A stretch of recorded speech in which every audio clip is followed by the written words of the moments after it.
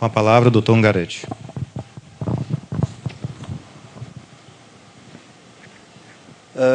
Bom, primeiro, boa noite a todos, né? Agradecer, doutor Alexandre Paturi, aos demais colegas aí pela brilhante exposição. Em nome do nosso presidente Leôncio, também cumprimentar todos os demais colegas, amigos aqui presentes. Apesar, né, desses últimos quase 10 anos na Polícia Federal, a gente não ter tido a oportunidade de nos reencontrar no curso especial, pelo menos nesses eventos, que eu acho que é o principal, a gente consegue, pelo menos, aqui conversar, se atualizar e, principalmente, né, até mostrar nossas carências, as dificuldades e buscar por algo melhor, que acho que hoje é um momento que a gente busca incessantemente, né, incansavelmente melhor, né, na nossa atividade da Polícia Federal. Apesar da minha pouca experiência em crimes financeiros, até por convite do Dr. Troncon, que eu fui a Brasília para ali temporariamente assumir a divisão de crimes financeiros por um tempo. Por outro lado, a gente sabe que hoje essa experiência ela precisa ser de todos, não tem jeito.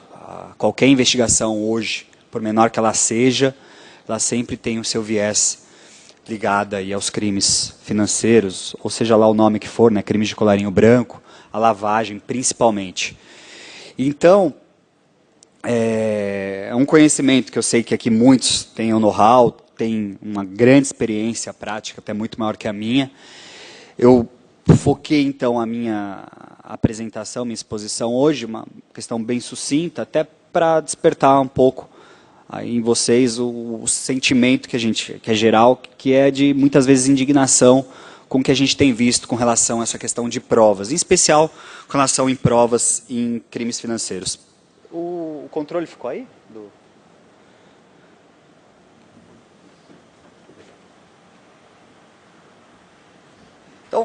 Então, sempre que eu procuro falar alguma coisinha sobre crime organizado, sobre essa questão ligada a modernas técnicas de investigação, provas em crimes financeiros, eu acabo, inevitavelmente, né, trazendo algumas decisões aí da jurisprudência que acabam por até despertar um pouco a nossa, como eu falei antes, né, ira com relação a esse sentimento de indignação que a gente tem visto com relação às decisões dos nossos tribunais e principalmente criticando nosso trabalho.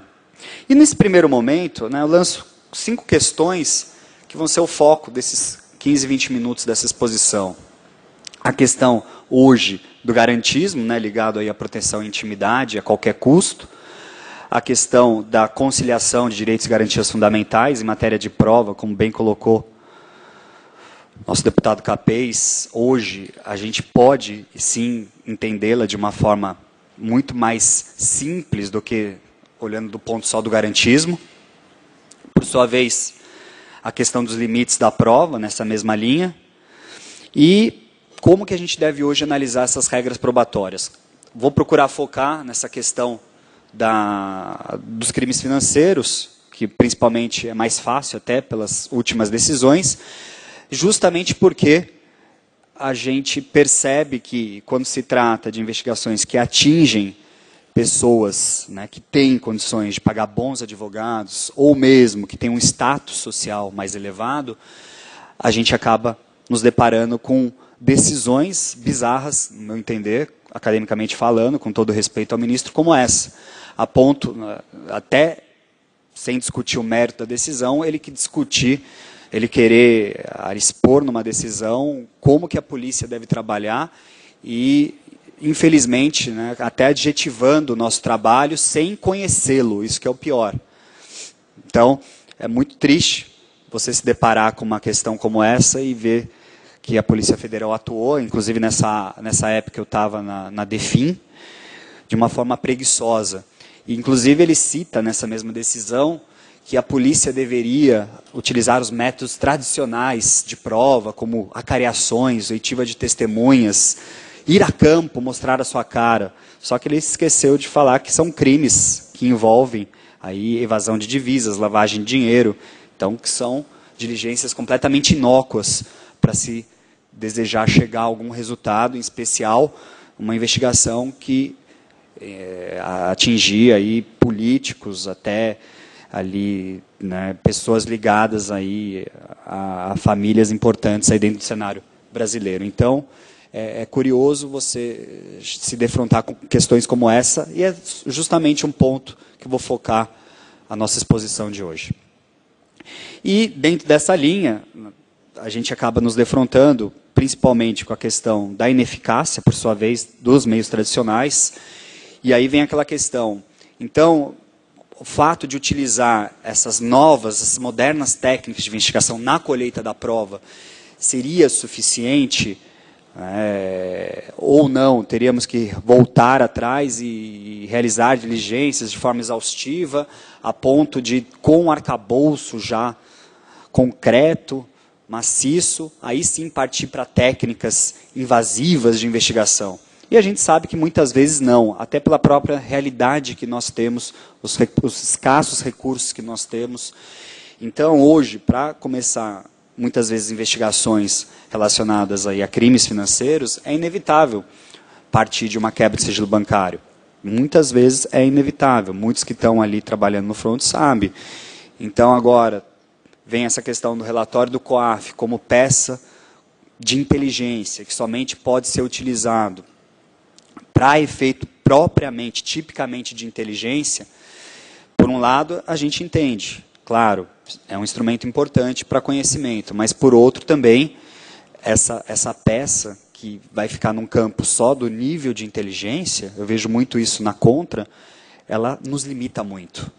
Então, por mais que a gente saiba também que ainda está indefinida essa questão, até que ponto nós vamos poder utilizar o relatório do COAF, se vai poder utilizar para instruir inquérito, se não, tanto que ainda não se chegou a um consenso, vamos aguardar até a própria jurisprudência, em algumas ações que estão pendentes, como eu vou mostrar.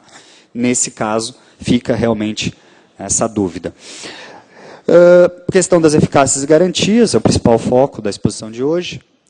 Por sua vez, o projeto da nova lei de crime organizado, ele vem a regulamentar questões que até hoje depende muito da própria jurisprudência, da própria decisão do juiz monocrático, em especial para disciplinar os limites de atuação da polícia, e a gente sabe quem atua ali no fronte, com o juiz, com um membro do Ministério Público, acaba dependendo muito da representação do delegado, até que ponto uma ação controlada vai prosperar, uma interceptação, um monitoramento de sinais, um monitoramento ambiental. Nesse ponto, o novo projeto da lei do crime organizado, ele vem justamente a regulamentar algumas questões e de uma forma a dar maior garantia ao policial, possibilitar que haja segurança na colheita da prova. Nesse movimento dos últimos 2 séculos, a gente percebe, como até foi bem colocado ontem pelo professor Rogério Greco, justamente essa questão da constante modificação da lei penal e, por sua vez, muitas vezes de forma impensada, que gera, inevitavelmente, pelo excesso de tipos penais, a impunidade. É o principal problema hoje do Brasil. Concordo, em parte, com muitas questões que ele colocou, uma revisão profunda deve ser feita no nosso código, temos aí essa nova comissão. Infelizmente, não temos a participação da Polícia Federal nessa comissão, mas por mais que tenha um grande número de advogados que estejam nela, a gente sabe que também tem pessoas que estão lutando aí até, inclusive, para, até nos termos, né, da nossa última exposição, do Dr. Josélio, pegar e criar novos tipos, como enriquecimento ilícito, que vai ser muito produtivo. A gente sabe que na investigação de lavagem de dinheiro, muitas vezes a gente obsta naquela prova, a gente acaba tendo dificuldades para se chegar naquela prova indiciária, eventualmente ali para, de alguma forma, vincular o produto do crime antecedente ao tipo de lavagem. Então, vai ser uma grande saída também para poder também pegar esse patrimônio que não tem origem, mas muitas vezes não tem a vinculação por uma mera prova indireta com o crime antecedente, para que a gente possa também tipificar, né, em especial ações relacionadas à corrupção.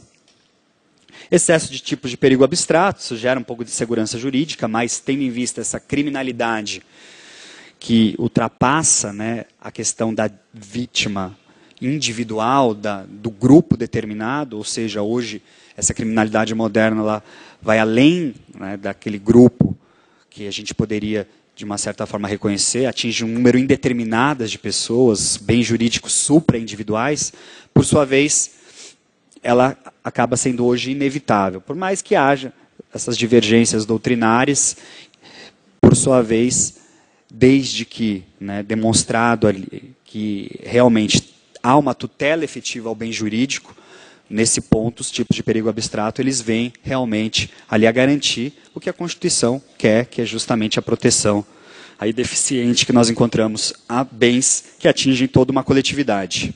Agravamento das penas, questão do sigilo ligado à colheita da prova, principalmente no procedimento cautelar. Nós sabemos que investigações ligadas aí a crimes financeiros é óbvio que não tem como realizar diligências tradicionais, diligências, né, como o ministro, nessa última decisão da Operação Factor quis, que a polícia mostre as caras. Pelo contrário, se for mostrar as caras, a gente sabe muito bem quais serão as consequências. Se hoje, a grande dificuldade que nós temos nessas medidas cautelares, que são resguardadas pelo sigilo absoluto, legal, judicial, é justamente preservá-las, infelizmente, vocês que estão também aí no dia a dia, tendo contato com as operadoras, concessionárias, sabem que o vazamento tem crescido muito. Basta estar aí presente, né, o presidente da Operação Monte Carlo, a operação, isso é fato notório, hoje teve vazamento, porque a gente sabe que, infelizmente, a gente ainda depende, muitas vezes, das operadoras, das concessionárias, da confiança também nos outros órgãos públicos, e muitas vezes a gente sente, dentro do próprio judiciário, do Ministério Público, sem querer também escusar as nossas deficiências na Polícia Federal, que ali o compromisso muitas vezes é muito menor. E aí acabamos por encontrar um grande problema, e ali anos de investigação são fadados ao insucesso. E muitas vezes depende da pressão da mídia para que haja, né, efetivo continuidade das investigações e assim por diante.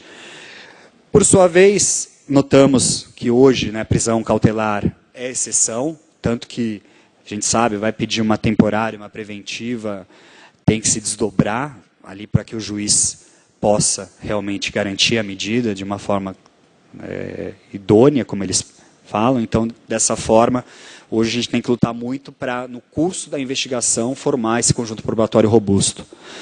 Equiparação das armas, outro princípio que agora não vem ao caso, e a questão que é objeto ainda, inclusive, de uma reforma da execução antecipada da pena, mas que isso, pela nossa Constituição, acho pouco provável que seja aprovado, mas seria uma forma de despertar de uma forma amena esse sentimento de impunidade que a gente vive hoje.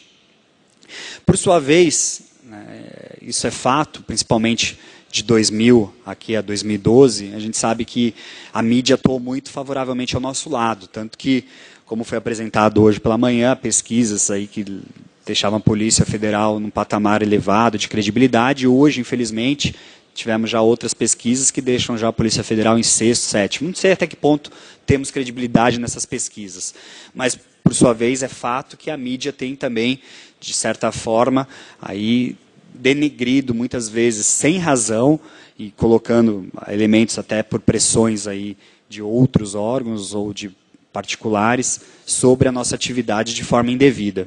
E criticando justamente a questão de atuar ao arrepio da lei.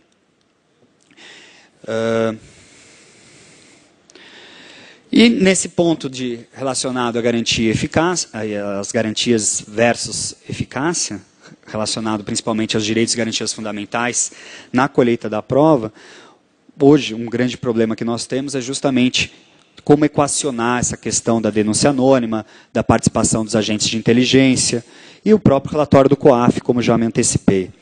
Então, pega as operações célebres, né, que discutiram essa questão, do caso da Castelo de Areia, o caso da Satya